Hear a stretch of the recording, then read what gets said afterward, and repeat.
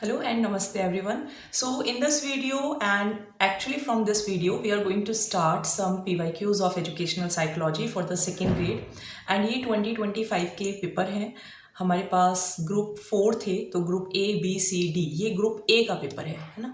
Let me recheck. हाँ, ये group A का पेपर है जो कि वरिष्ठ अध्यापक यानी कि जो सीनियर सेकेंडरी जो एजुकेशन है वरिष्ठ अध्यापक प्रतियोगी परीक्षा का ये पेपर है पिछले साल का. इसके अंदर से हम जीके के जो पेपर्स हैं वो करने वाले हैं. जीके के पेपर में educational psychology specifically because educational psychology in English medium that is very big problem for the RPSC aspirants. तो उनके लिए जितना भी हेल्प हो सकता है हम प्रोवाइड करने की कोशिश कर रहे हैं. लगातार वीडियोस आएंगी क्योंकि एक दिन में सारे क्वेश्चंस डिस्कस करना पॉसिबल नहीं है. आई थिंक अराउंड 20 क्वेश्चंस इसके अंदर आए हैं. सो वी विल डिस्कस, जितने क्वेश्चंस डिस्कस हो पाएंगे उतने करेंगे आज और लगातार आपको ये क्वेश्चंस मिलते रहेंगे. सीधे हम लास्ट में चले जाएंगे और जो क्वेश्चंस हैं वो आपके आई थिंक शुरू होते हैं 59 या फिर 60 से.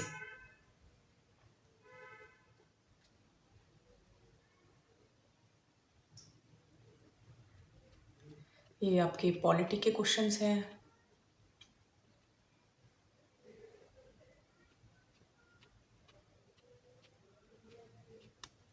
चलिए, तो ये 58 से शुरू है ना. 58 से आप देखेंगे तो ये आपके एजुकेशनल साइकोलॉजी के क्वेश्चन शुरू हैं. मुझे थोड़ा स्क्रीन से हटना होगा ताकि आपको क्वेश्चन जो है वो क्लियरली दिखाई दें. एक दो क्वेश्चंस मैं ज़रूर आपके सामने डिस्कस कर देती हूँ. इंग्लिश मीडियम मेरे लिए थोड़ा ज़्यादा कंफर्टेबल रहता है और आपके लिए भी एजुकेशनल साइकोलॉजी में, क्योंकि एजुकेशनल साइकोलॉजी हिंदी में मैंने नहीं पढ़ी है और ना ही कभी पढ़ाई है. हाँ, राजस्थान हिस्ट्री कल्चर ये हम ज़रूर हिंदी में पढ़ते हैं, बट एजुकेशनल साइकोलॉजी ये हमने इंग्लिश में ही किया है. आरपीएससी के लिए ये बहुत ज़रूरी है कि हम इंग्लिश मीडियम स्टूडेंट्स को अगर एजुकेशनल साइकोलॉजी इंग्लिश मीडियम में प्रोवाइड कर दें तो बिलीव मी 20 से 22 मार्क्स बहुत होते हैं. तो जिनके अंदर ज़रूरी नहीं है कि आपने वो चीज़ें रटी ही हों, बल्कि अगर आपने थोड़ा सा कॉन्सेप्ट अप्लाई किया तो भी आपसे वो क्वेश्चन हो पाएंगे. फर्स्ट 58 क्वेश्चन है, in which of the following areas are the significance of educational psychology is clearly visible. मतलब एजुकेशनल साइकोलॉजी का इंपॉर्टेंस जो है वो आपको कहाँ पर क्लियरली दिखाई देता है. First, in understanding the developmental characteristics of students. Obviously आप बच्चों का क्या डेवलपमेंट स्टेज है, जैसे हम ग्रोथ एंड डेवलपमेंट चैप्टर करते हैं तो एजुकेशनल साइकोलॉजी अगर आपने पढ़ी होगी तो आप बच्चों की डेवलपमेंटल करेक्टरिस्टिक्स को समझ पाएंगे. In understanding the individual differences among students, this is also correct, क्योंकि जब आप स्टूडेंट्स को देखते हैं तो हर बच्चा एक दूसरे से डिफरेंट होता है तो आप उनका कंपैरिजन नहीं करेंगे. In identification of effective teaching methods, yes, जब आप एजुकेशनल साइकोलॉजी पढ़ते हैं तो आपको पता चलता है कि कौन सा टीचिंग मेथड कब इफेक्टिव रहेगा. करिकुलम बनाने में भी यूजफुल होती है एजुकेशनल साइकोलॉजी. तो चारों ही जो हैं वो ऑप्शन सही हैं. सो इसका आंसर क्या जाएगा, ABCD आर करेक्ट. ठीक है, ऑप्शन नंबर 4 वो भी द आंसर. आई होप समझ में आ गया होगा. नेक्स्ट क्वेश्चन देखते हैं. The scope of educational psychology can be characterised under different categories. जो एजुकेशनल साइकोलॉजी का जो स्कोप है मीन्स उसके अंदर क्या क्या आ सकता है उसको हम अलग अलग कैटेगरीज में कैटेगराइज कर सकते हैं. ग्रोथ एंड डेवलपमेंट किस कैटेगरी में आएगी, आप बताइए. ग्रोथ एंड डेवलपमेंट किससे रिलेटेड होती है, बच्चे से रिलेटेड होती है. बच्चा कौन है, लर्नर है. तो आंसर आपका फर्स्ट ही बन जाएगा, लर्नर.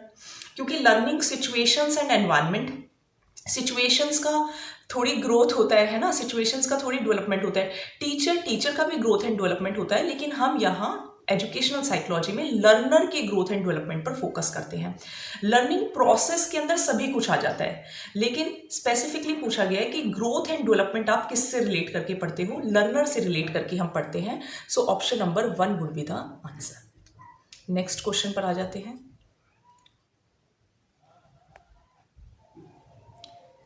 अकॉर्डिंग टू पियाजे की 4 स्टेजेस हैं, थोड़ा सा मैं डिस्कस कर लेती हूँ. SPCF ये मैंने मैराथन में भी पढ़ाया है और वैसे भी आपको नोट्स जो प्रोवाइड किए गए उसमें भी, अगर आपको भी नोट्स चाहिए you can write to Instagram ID और you can mail on email ID.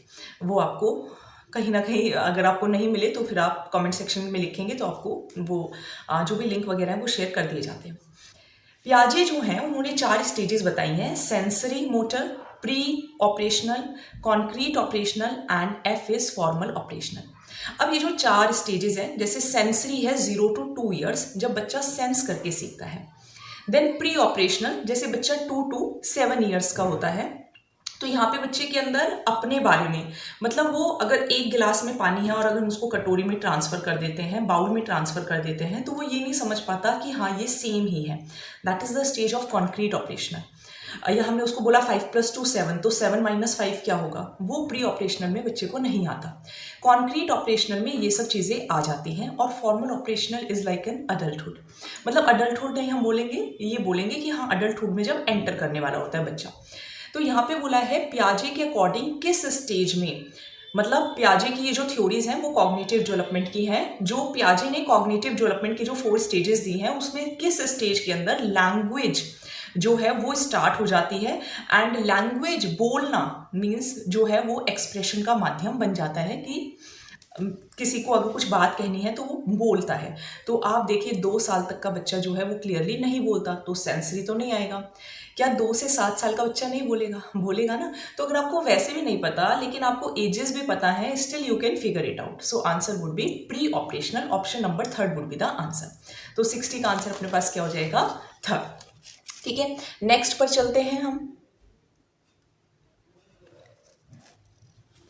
Kohlberg moral development theory 3 stages इन्होंने बताई हैं। एक तो प्री कन्वेंशनल, फिर कन्वेंशनल, फिर पोस्ट कन्वेंशनल। प्री कन्वेंशनल में पहली 2 स्टेजेस हैं, फिर पोस्ट कन्वेंशनल में 2 स्टेजेस हैं और पोस्ट के अंदर 2 हैं। ये बात करते हैं सेल्फ सर्विंग रेसिप्रोसिटी की। Self serving reciprocity, you scratch my back I scratch your, simple इसका आंसर यही है, जो कि स्टेज 2 में आता है। ठीक है, और स्टेज 2 के अंदर ये कौन सा ऑप्शन बनेगा आपका, इंस्ट्रूमेंटल रिलेटिविस्ट ओरिएंटेशन। इसको हम यही नाम देते हैं। Punishment and obedience, maintaining social order orientation, ये तो पोस्ट में आ जाएगा। और फर्स्ट वाला भी देखो ऑलमोस्ट सेम ही है, social contract orientation. Punishment and obedience, जब बच्चा डरता है या फिर आप बोल सकते हैं गुड बॉय नाइस, ये आपका कन्वेंशनल के अंदर आएगा, जैसे कि गुड बॉय हो गया, बैड गर्ल हो गया। लेकिन जब बच्चा ये बोले कि तुम ऐसे करो तो मैं भी ऐसे करूँगा, इसी को कहते हैं सेल्फ सर्विंग रेसिप्रोसिटी, जो कि स्टेज 1 में आता है। प्री कन्वेंशनल की स्टेज 2 के अंदर आता है, जिसको हम इंस्ट्रूमेंटल रिलेटिविस्ट ओरिएंटेशन भी कहते हैं।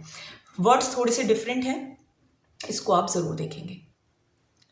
चलिए नेक्स्ट पर आ जाते हैं कॉन्क्रीट ऑपरेशनल। अभी मैंने आपको बताया कि पहले होता है सेंसरी ऑपरेशनल, फिर होता है प्री ऑपरेशनल, फिर होता है कॉन्क्रीट ऑपरेशनल। और कॉन्क्रीट ऑपरेशनल आपका 7 to 11 ईयर, 7 से 11 साल का बच्चा ये जानता है कि अगर मैं ग्लास ऑफ वाटर को बाउल में कन्वर्ट करूंगा तो जो पानी है वो सेम रहेगा। 7 + 5 अगर 12 है तो 12 - 7 5 होगा। ये स्टेज होती है कॉन्क्रीट ऑपरेशनल, यानी कि concrete logic become possible when the children understand operation. बच्चा समझ गया तो यानी कि कॉन्क्रीट लॉजिक बन गया, तो बात सही है। ऑपरेशंस क्या होते हैं, operations are the rules that can transform information from one to another, this is also correct. So दोनों करेक्ट हैं। और ऑपरेशंस जो है वो उसको बता भी रहे हैं कि जब बच्चा ऑपरेशंस को समझेगा, रूल्स को समझेगा, तो वो लॉजिक भी लगा पाएगा। सो जो स्टेजेस होगी वो लॉजिकल हो जाएगी। So answer would be A, that is both A and R are true and R is the correct explanation for A. I hope समझ में आ रहे होंगे। अराउंड 20 क्वेश्चंस हैं, जितने आज डिस्कस हो जाएंगे मैं आज करूंगी, बाकी कल करेंगे। विच of the following is a correct statement about learning, learning के बारे में क्या सही है। So 63rd is that which of the following is a correct statement about learning? Learning is a product not a process. आप बताओ क्या learning सिर्फ प्रोडक्ट होता है? लर्निंग एक प्रक्रिया नहीं है। किसी भी चीज़ को समझना, अधिगम, क्या एक उत्पाद है? क्या प्रक्रिया नहीं है? तो ये तो वैसे ही गलत हो जाता है।